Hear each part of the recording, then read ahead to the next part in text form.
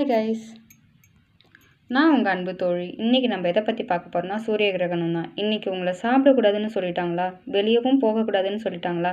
எனக்கும் அதே கண்டிஷன் தாங்க. பட் நான் அதை அக்செப்ட் பண்ணிட்டேன். ஏன்னா இன்றைக்கி பார்ஷியல் சோலார் எக்லிப்ஸ், அதாவது பகுதி சூரிய கிரகணம். சோலார் எக்லிப்ஸ் அப்படின்னா மூன் சன்னுக்கும் எர்த்துக்கும் நடுவில் சன்னோட ரேஸை எர்த்தில் படாமல் தடுக்கிறது தான். ஆனால் இதில் சன், மூன், எர்த் மூணுமே ஸ்ட்ரெயிட் லைனில் இருக்கும். பார்ஷியல் சோலார் எக்லிப்ஸ்னால் இது மூணுமே ஸ்ட்ரெயிட் லைனில் இல்லாமல் சன்னோட ரேஸ் பாதி மட்டும்தான் மூணால் தடுக்க முடியுது.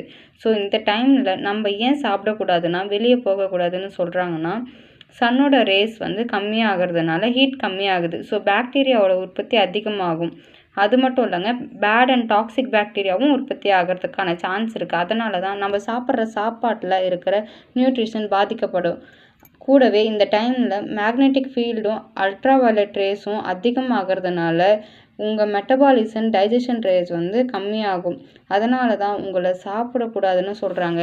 அது மட்டும் இல்லாமல் அல்ட்ரா வயலட் ரேஸ் நம்ம ஸ்கின்னுக்கு பாதிப்பும் ஏற்படும். அப்படின்றதுனால தான் நம்ம வெளியவும் போகக்கூடாதுன்னு சொல்கிறாங்க. ஸோ இதை நீங்கள் எல்லோரும் அக்செப்ட் பண்ணிக்கோங்க. இந்த மாதிரி நிறைய இன்ட்ரெஸ்டிங்கான வீடியோஸ் வேணும்னா நம்ம சேனலை சப்ஸ்கிரைப் பண்ணிக்கோங்க. Bye bye friends.